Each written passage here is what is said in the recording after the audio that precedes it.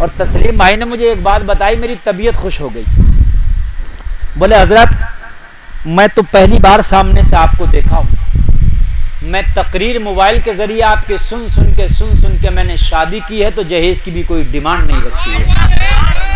मेरे बड़ी खुशी हुई मुझे, ये बात हकीकत है, बिना डिमांड के शादी की, कोई डिमांड नहीं रखी। अल्लाह करे नौजवानों तुम्हारे अंदर भी ये जज्बा पैदा होगा। बच्चियां अपने घरों में जवान बैठी हैं, उनके बाप पे 10 लाख रुपए नहीं कि अपने बच्ची की शादी कर। बच्ची जवान है, 10 लाख नहीं कि वो शादी कर दे, तो लोगों उसके बाप का बोझ है उसकी बेटी। अगर तुम जहेज की डिमांड खत्म कर दोगे ना, तो जवान बच्चियों के बापों की फिक्र और उनका तमाम टेंशन दूर हो जाएगी।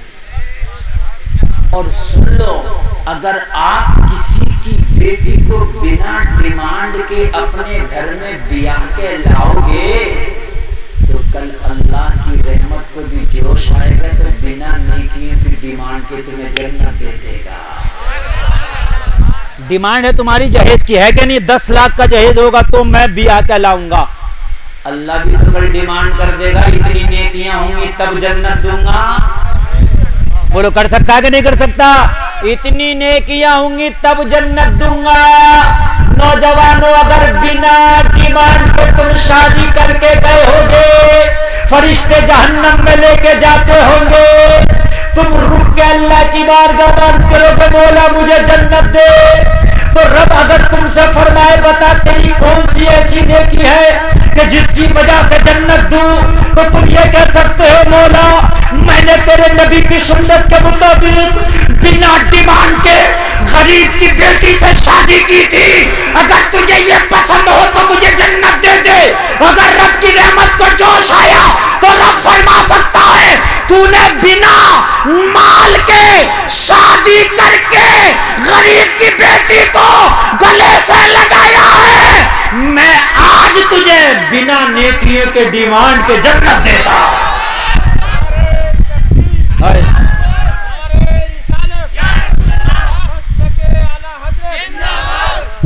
देखो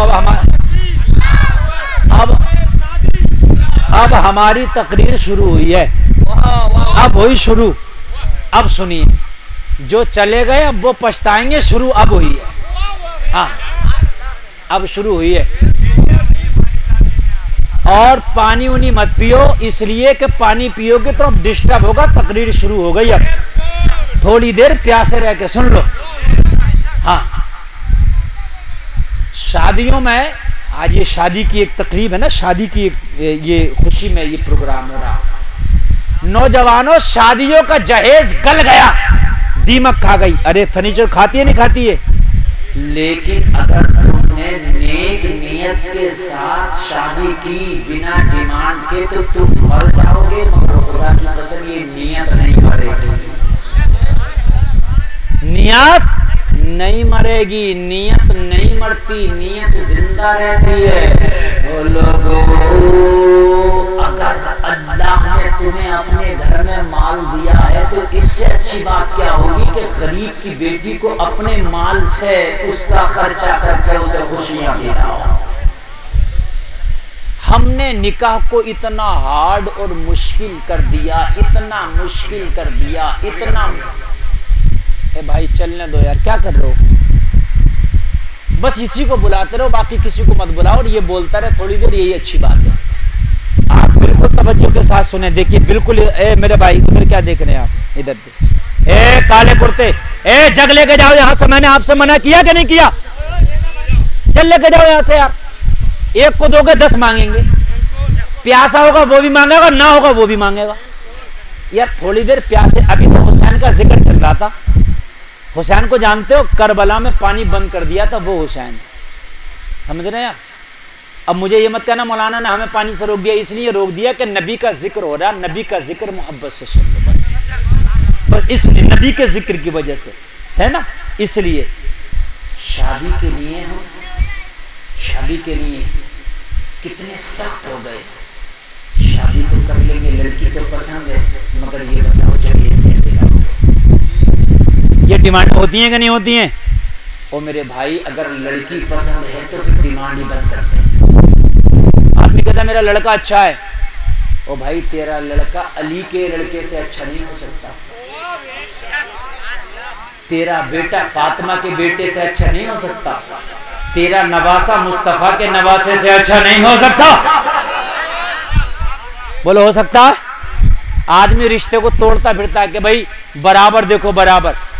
अगर अली के बेटे के बराबर ढूंढा जाए तो दुनिया में कोई लड़की है जो हुसैन के बराबर हो सके? यार जरा बताइए मुझे, हो सकती है कोई? खुदा की कसम लोगों नहीं हो सकती, इसलिए नहीं हो सकती हुसैन वो है जो नबी के कांधों पे सवारी करता है ना? हुसैन वो लोगों जिसने आंख खोल कर सबसे पहले अगर देखा तो चेहरा मुस्तफा देखा। बोलो है कि नहीं है? अब तकरीर शुरू हो गई है, सुन लीजिए। मैं इंशाअल्लाह वादा करता हूं कि आप इतना झूमोगे कि पूरी जिंदगी इस तकरीर को याद रखोगे, पूरी जिंदगी। सुन लीजिए, तुम्हारी शादियां होती हैं तो आप देखते हो कि लड़की के घर कैसा, घराना कैसा, कारोबार कैसा।